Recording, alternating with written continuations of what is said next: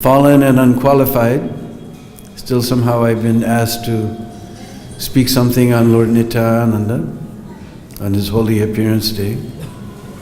So we're begging for the mercy of the Vaishnavas to say something. And this is the proof of Lord Nityananda's mercy that a fallen soul like me can sit here in front of this august audience and speak the glories of Lord Nityananda. This is the proof. So I had the great fortune several years ago. We know Ishvardasi publishes many books. He printed one book called Nityananda Charitamrita, which is by Vrindavan Das Thakur. And just as he begins Chaitanya Bhagavat with a particular verse, he also begins Nityananda Charitamrita with the same verse, very beautiful verse. Ajana lambita bhujo kanakavadato sankirtanayaka pitaro kamalaya taksho visvambaro dvijabaro jugadharma palo bande jagatta priya karo karuna avataro. Ajana lambita bhujo. Lamba means long. Bhuj, we know bhuja, that's like chatur bhuj. Ajana lambita bhujo. You may know janu means knee. So ajanu lambita bhujo. His arms are stretching all the way up to the knees. This is described in Chaitanya Charitamrita as being the sign of a great personality. That he has very long arms stretching past the knees. Ajana lambita bhujo. And in Sanskrit, we not only have singular and plural, we also have dual. When we talk about two things, then we have a special ending. Just like we know book, and if we have many books, then it's books. We end it with the S. So in Sanskrit, there's not only singular and plural, there's also dual. We talk about two things. So that when that word ends with the A, then that word becomes O. Ajana lambita bhujo. So we could take it that he's talking about two arms, bhujo, but from the context of the rest of the verse, we understand he's talking about two persons. Both of them, ajana lambita bhujo, they both have arms stretching up past their knees. Ajana lambita bhujo, kanakavadato. Kanaka means gold.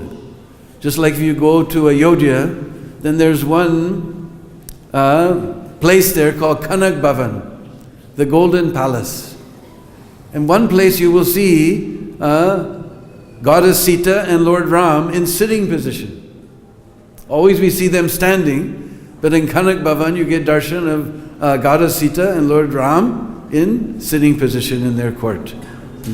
So Kanaka means gold. Kanakavadato. Their luster is just like gold. These Kanakavadato, both of them. It says, oh, both of them are golden complexion. Chaitanya Mahaprabhu, Nityananda Prabhu, slight difference in the complexion, but both of them are golden in complexion. Ajana lambita bhujo kanakavadato sankirtanayaka pitaro. He doesn't say pita, he says pitaro. Both of them are the fathers of this Sankirtan movement. As we're going to hear how Lord Nityananda finally came to Mayapur, and then the both of them together, we sing that nice song sometimes. Hey shikadiya sabnadiya firche nechi gornitai. Hey shikadiya sabnadiya firche nechi gornitai. Radha Krishna bol bol bolore sobai. Radha Krishna bol bol bolore sobai. Radha Krishna bol bol bolore sobai. They were both wandering through the streets of Nadia, telling everyone, Radha Krishna bol, Hari Krishna bol. Sabnadiyas, Virchinechi, Gornitai, both of them were wandering. They're the fathers, Pitaro, of this Sankirtan movement. Sankirtanayaka Pitaro, Kamalaya Taksho. Kamal we know means lotus. And Aksha means eyes. Kamalaya taksho, both of them, taksho, both of them have eyes just like lotus petals. Sometimes if you go to Radhakund, right on the entrance to the Sangam on the left side, there's a very beautiful deity, beautiful temple of Gaurnitai called Sangam Gaurnitai.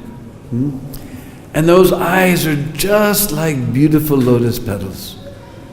You see those deities, I think they're the most enchanting Gaurnitai deities I've ever seen in Braj. And both of those lotus petal eyes just beaming Krishna Prem. Just beaming Krishna Prem. Kamalaya taksho, both of them eyes like lotus flowers. And Kamalaya Visvambaro, Visva we know means world. Ambaro means to hold up. So we know that Lord Chaitanya, he's Sri Krishna himself, he's the maintainer of the whole universe. But Lord Nityananda, as we heard so nicely from Rohini Sita Prabhu, he's none other than Balaram, whose form is Ananta Shesh. He's sustaining all the universes on his heads. So both of them, Vishvambaro, not Vishvambara, Vishvambaro, both of them are the maintainers, sustainers of this universe. Dvijabaro, not Dvijabara, Dvijabaro, both of them, Lord Nityananda, Lord Chaitanya, both of them, Dvijabaro, the best of the Brahmins. We know Lord Chaitanya's father was Jagannath Mishra. Mishra means Brahman. And we're going to hear Lord Nityananda's father's name was Harai Pandit. So both of them are born in Brahmin families, the best of the Brahmins. Dvijabaro. Yuga Dharma Palo. Palna means to maintain, to protect, to nourish, to encourage. So as we just heard, previously, these two brothers, they were Gopals. Gopal, they were doing the palna, maintaining, sustaining, nourishing, encouraging, expanding the cows. Previously, as we heard, they were both Krishna and Balaram, having so many pastimes, taking care of cows. So now, they haven't come as Gopals this time, but as Yuga Dharma Pal. They've come as Yuga, both of them were Gopals, now they became Yuga Dharma Pals. Protecting, nourishing, maintaining, encouraging, expanding this Yuga Dharma of Harinam Sankirtan. Bande Jagatta Priyakaro. Priyakaro, both of them, not Priyakar, Priyakaro, both of them are the well-wishers of this universe. They have given this Sankirtan movement. It's so merciful, even you don't want spiritual life, you're getting it. They're so merciful. Just like I remember one time, we had a very, very wonderful godbrother named Vishnu Jan Swami. And he had a big bus with Radha Damodar, because they were tied around the waist so they wouldn't fall off the altar while the bus was moving. So they were named Radha Damodar. Now they preside in Gita Nagari in the United States. Very beautiful deities, the Radha Damodar. And he had a big bus. And he said that bus is like a big fish swimming around this ocean of material existence. And that swimming fish would come and stop, and then from the belly of the fish, because all the luggage is in the belly of the bus, right? From the belly of the bus would expand a stage, and all the instruments and the prasad distribution cart and everything would expand out of the belly of this fish. And they would put on festivals in every big city in America. So I was there one time, they were chanting, every day we were chanting and having this festival, and there was one businessman who used to come by every day. So one day he stopped me, he said, every day you guys are sitting here chanting Hare Krishna, Hare Krishna, Hare Krishna, Hare Krishna, every day. I go home at night, I try to go to sleep, and all I hear is Hare Krishna, Hare Krishna. I was envious. I wish when I went to bed at night, the only thing he would go was Hare Krishna, Hare Krishna. Even he doesn't want, he doesn't understand, he doesn't care for spiritual life. These two lords are so merciful, they're giving it to him.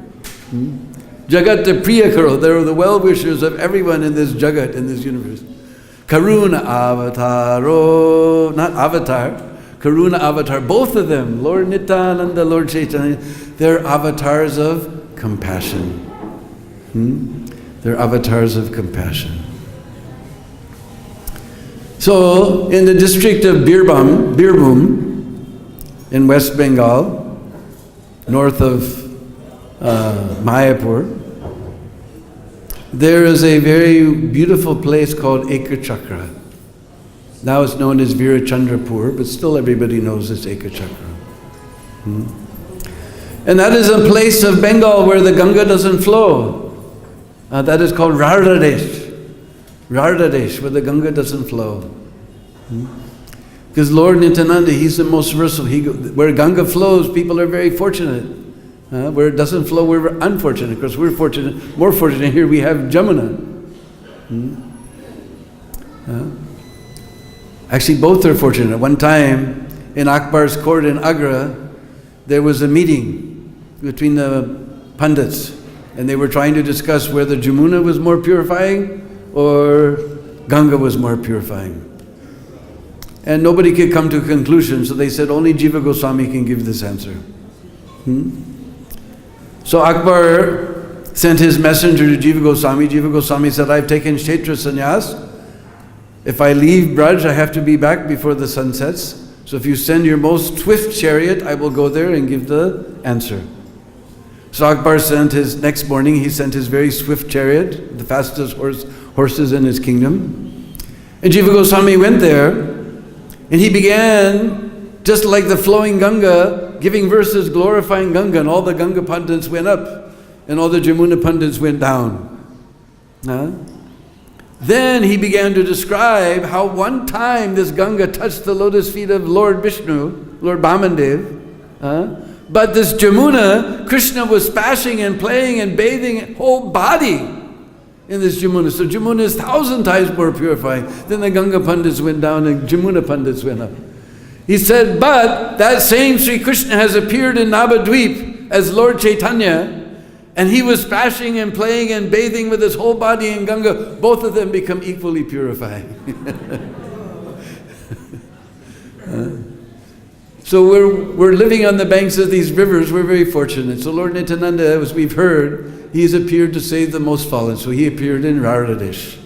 In Ekachakra, there was a very learned and gentle Brahmin named Harai Pandit, who was very learned in the scriptures and very serious in his spiritual life.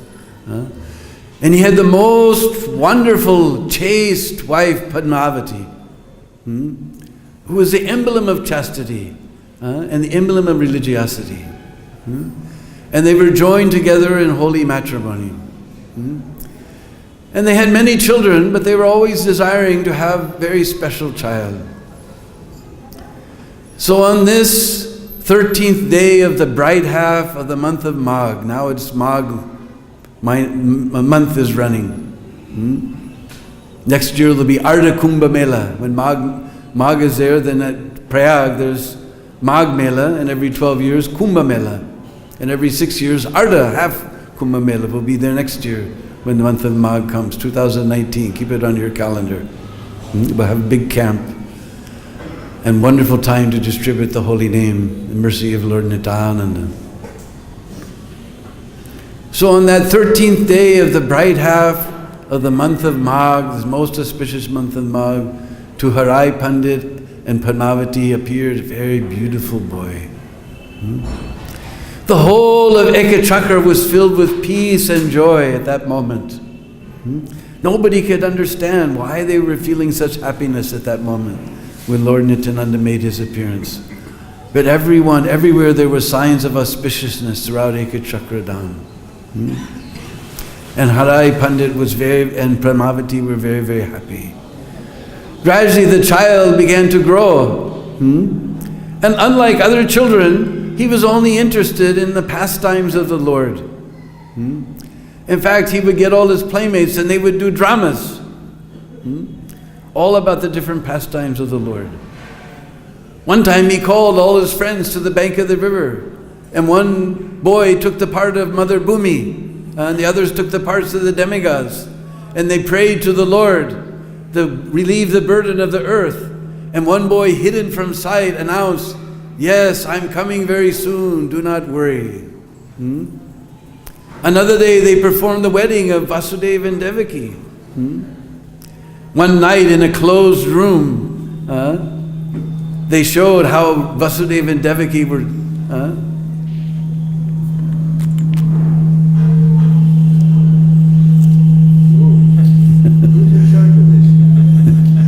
Even the microphone's getting ecstatic hearing about it.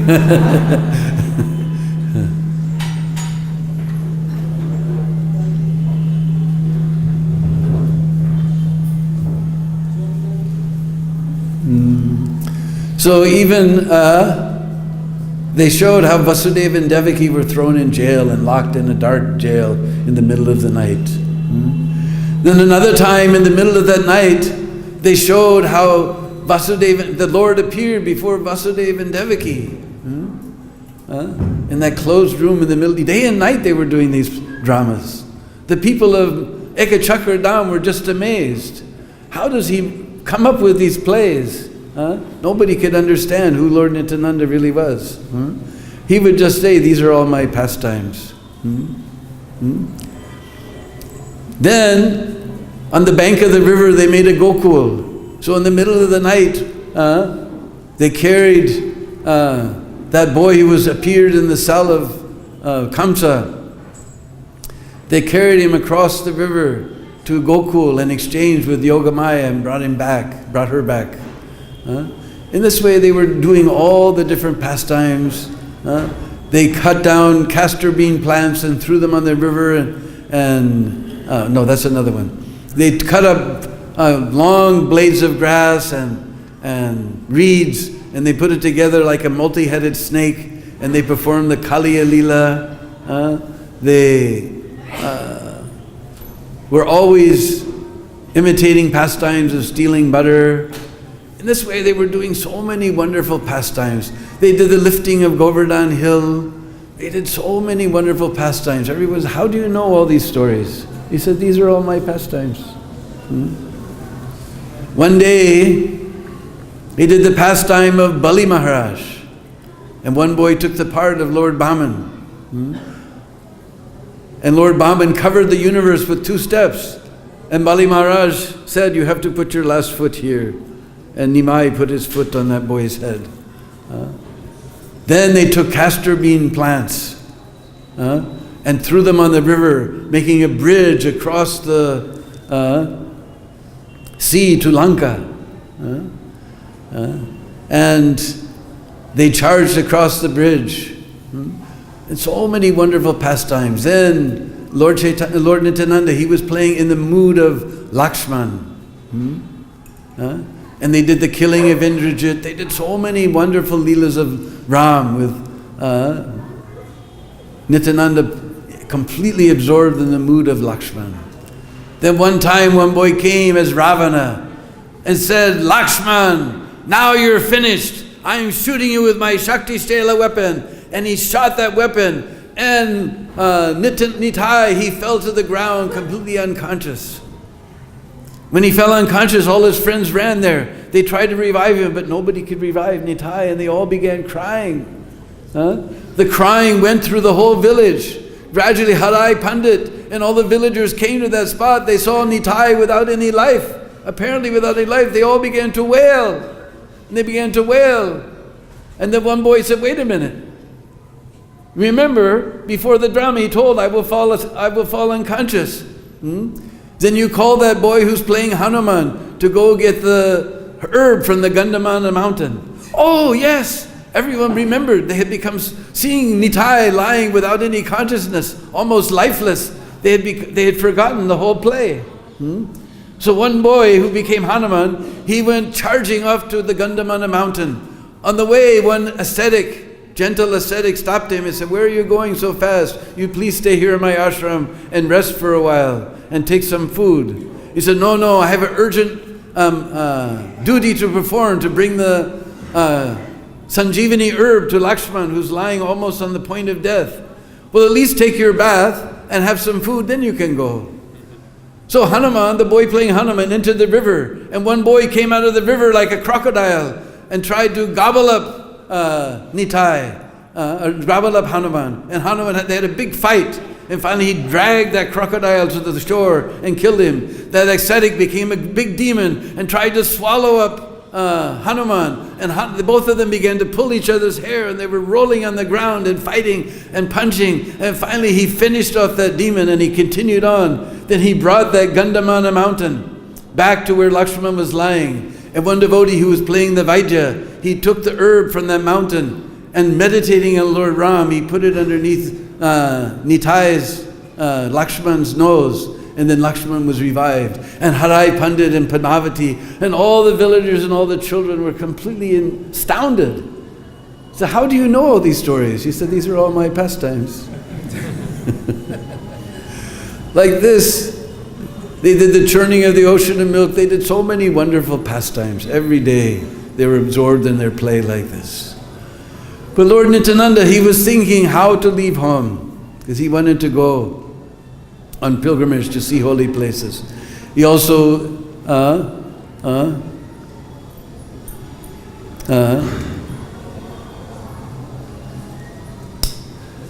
excuse me, that's another thing. So, but Harai Pandit, Lord Nityananda was his life and soul. He couldn't live without seeing Lord Nityananda. Padmavati also, she couldn't bear when he would go to play with his friends. She would always come outside to see if he was okay. Neither of them could be separated from Nitai. Finally, one day, a very beautiful, gentle sannyasi arrived at the house of Harai Pandit. And Harai Pandit, knowing all the etiquette of Vedic life, he immediately invited that sannyasi to take prasad and rest in his house. And he afforded him all of the welcoming that is due to a great sage. The next morning, that sannyasi was about to leave, and he turned to Harai Pandit. He said, I have one request. Yes, whatever you desire, I will try to fulfill. He said, I am traveling to many places of pilgrimage, but I have no good Brahmin companion to go with me.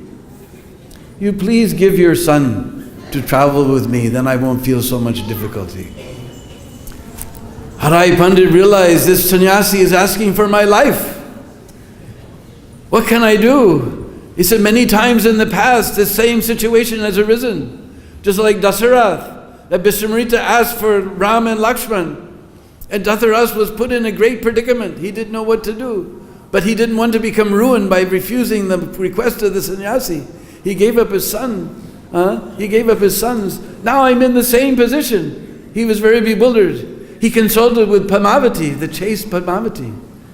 And she said, my Lord, whatever you think is best, you do. He said, yes, I must follow the footsteps of Dasarath. And he gave his Nitai in the hands of that sannyasi. When they left, Harai Pandit fell on the ground completely unconscious. He didn't eat grains for 3 months after that.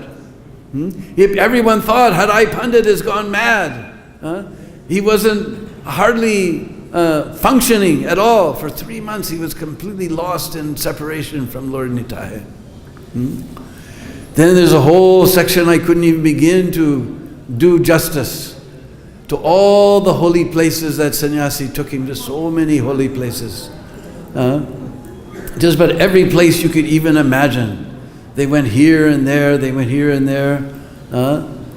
So many sacred rivers, so many sacred places, so many temples, Madurai, and so many Tirupati, so many places they went.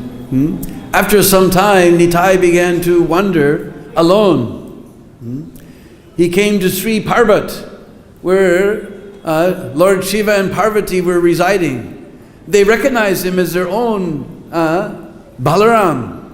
So immediately Parvati cooked a wonderful feast, and Lord Shiva and Parvati fed their Balaram very nicely. In this way he traveled to so many different holy places. He even went to Jagannath Puri. In Jagannath Puri his ecstasy was beyond limits. As he saw the holy, as soon as he saw the flag on top of the temple of Jagannath Puri, he fainted. His ecstasy in Jagannath Puri cannot be described. He went all over the place. He went to Dwarka, he went here, he went there. Somewhere along the way, he ran into Madhavinda Puri. When Lord Nityananda saw Madhavinda Puri, and Madhavinda Puri saw Lord Nityananda, both of them were completely lost in ecstasy. Ishvara Puri and the other disciples couldn't imagine what was going on. Both of them were trembling. There's tears flowing from their eyes. Their hairs were standing on end. They ran to each other and embraced. They became like one body. And rolled on the ground. Nobody could understand what they were saying. And all the disciples, Ishvara Puri and all the other disciples, were very amazed. That's because Madhavinda Puri is the root of the tree of ecstatic Krishna Prem. Nowhere had they had seen so many mundane people and so many ordinary sadhus, but they never saw a sadhu like this. They understood he has some connection with Madhavinda Puri. And what they discussed day and night, nobody can understand. Nityananda said, now my trips to all places of pilgrimage has been satisfied.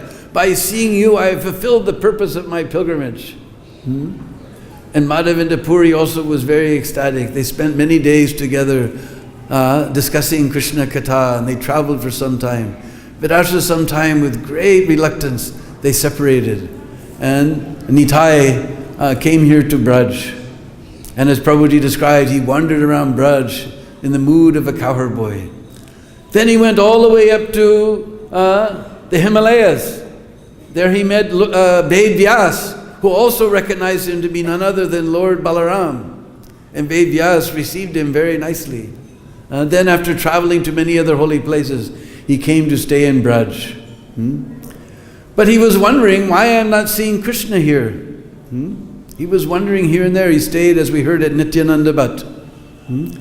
But I'm not seeing Krishna. Then someone told him that Krishna is not in Braj, in Kali Yuga. He's in Mayapur. So Lord Nitai, he said, now my Lord does not manifest himself. When he manifests his opulence, then I will go to Mayapur. So he waited till Nimai had come back from Gaya, after being initiated from Ishvara Puri and become mad in ecstatic love. Then Nitai decided, all right, let me go to Mayapur. So he traveled all the way across India to Mayapur from Braj. One day Mahaprabhu said, I had a very special dream last night. I saw a great personality, glowing white, with a bluish chadar and bluish garments. He was riding a chariot. He was carrying a plow. And he looked like a prince. And he stopped his chariot in front of my house. He says, is this the house of Nimai Pandit? Is this the house of Nimai Pandit? 10 or 20 times he repeated, is this the house of Nimai Pandit? Therefore I can understand that a great personality will appear in Navadvip very soon. Next morning Mahaprabhu said, by this dream I can understand that great personality has appeared. So he sent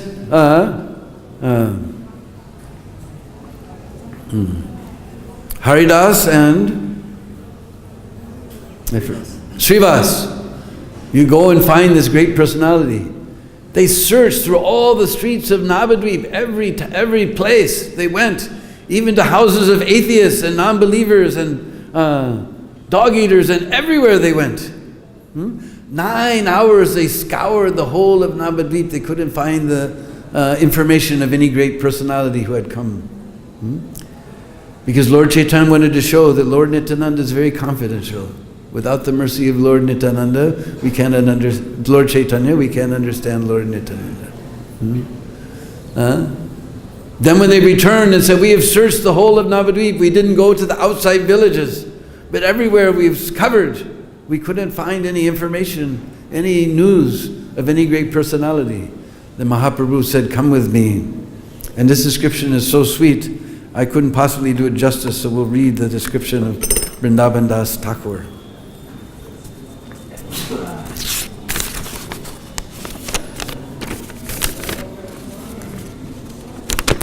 On the way, Lord Chaitanya called, Murari, Murari, have you not seen Avaduta Nityananda? Saying this, he began to smile.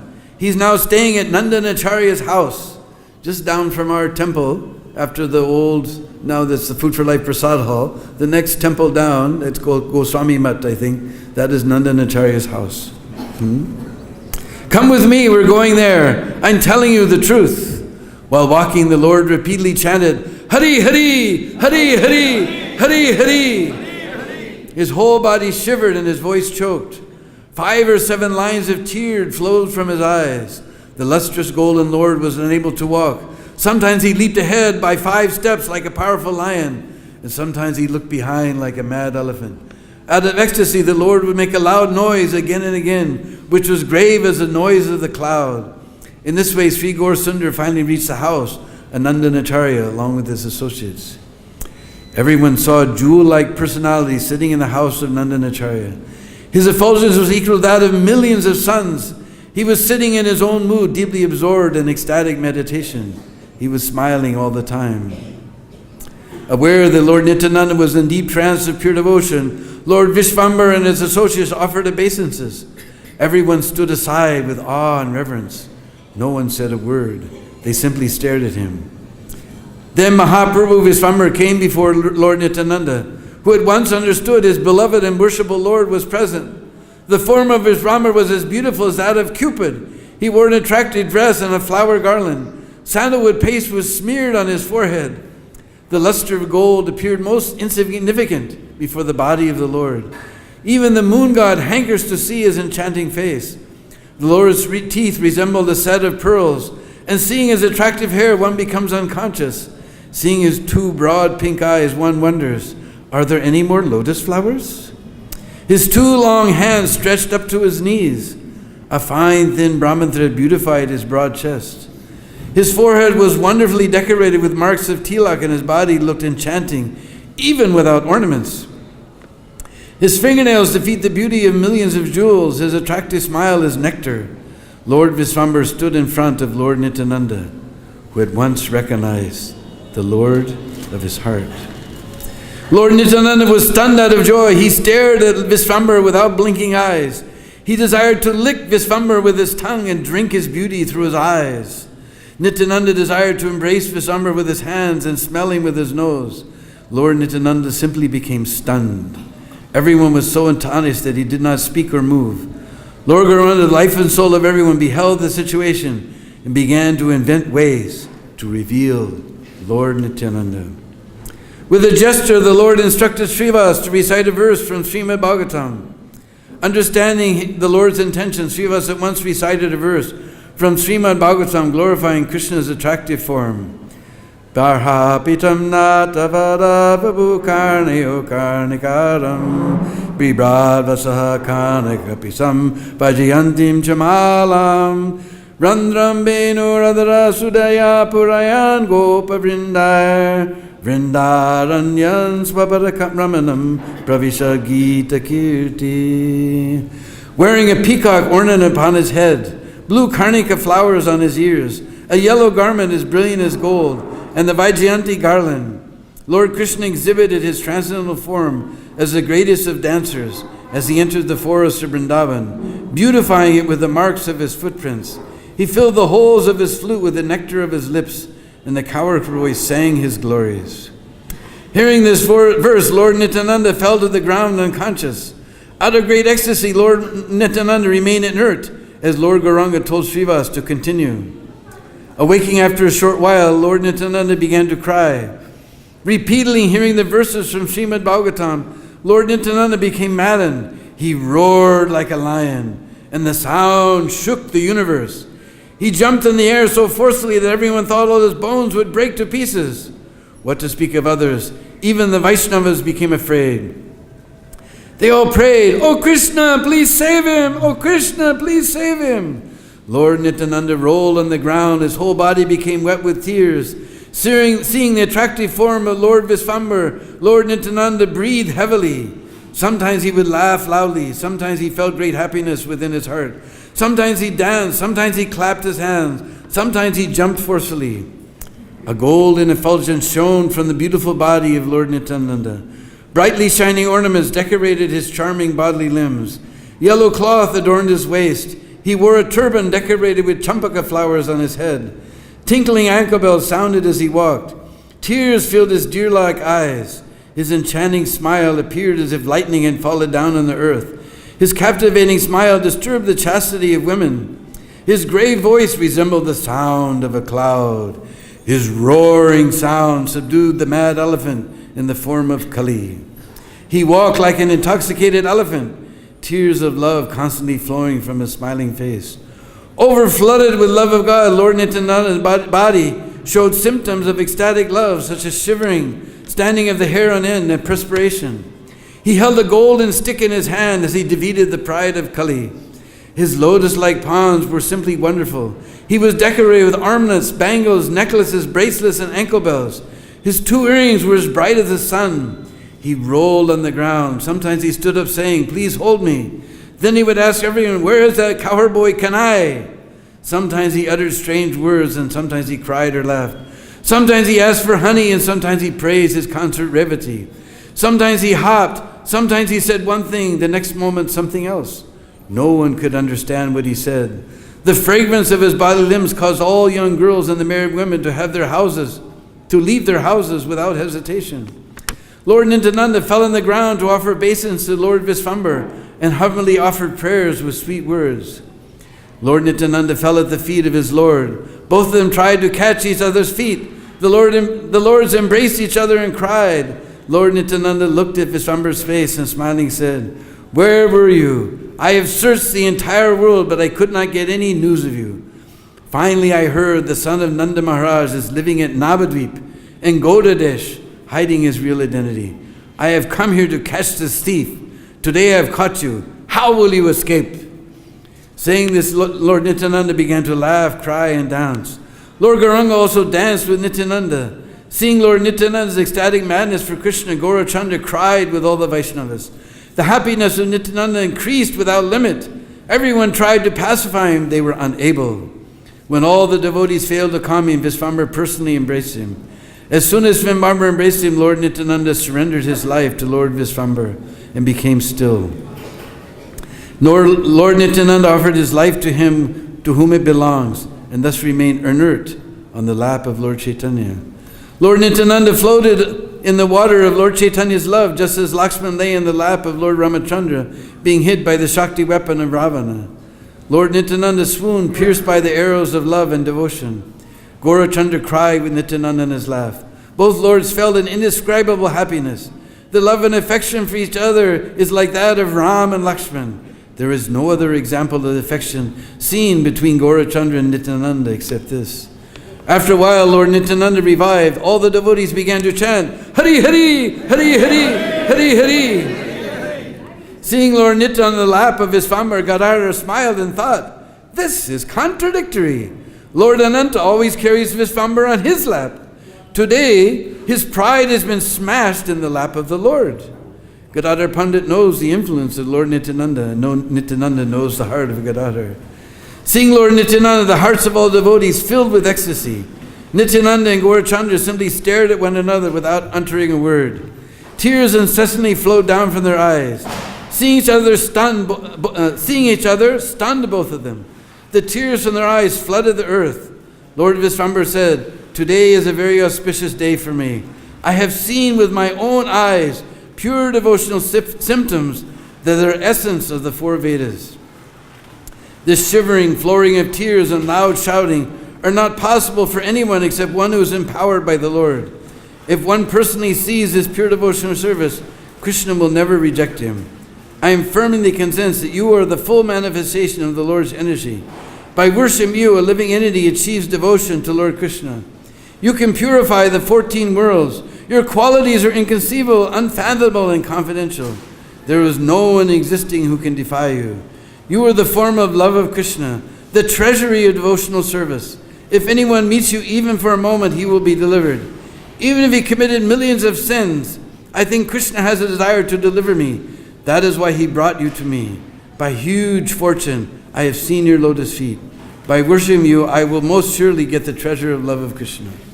Fully absorbed, the most enchanting Lord Gauranga relentlessly offered prayers to Lord Nityananda. There were so many talks between them, but most of them are done with gestures.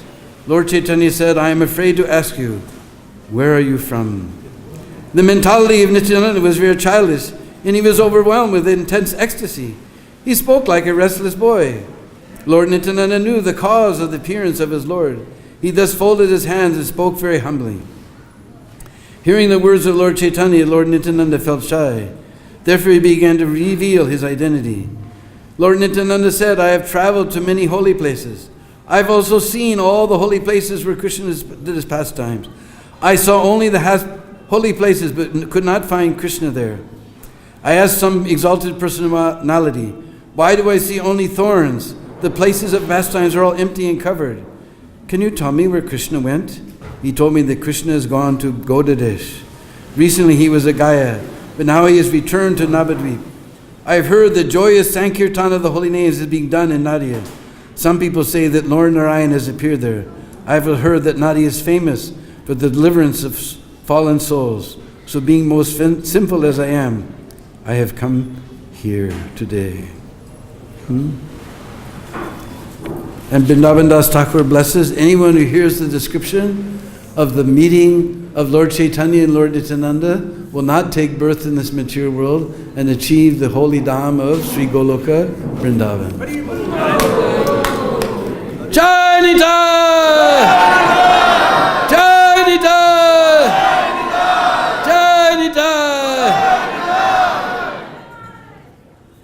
So though I'm very fallen and worthless, I've tried to present a few gems that have been kept by our previous acharyas for the pleasure of all of the Vaishnavas. Now we'll perform Abhishek of those two lords, Lord Chaitanya, Lord Nityananda. Hare Krishna.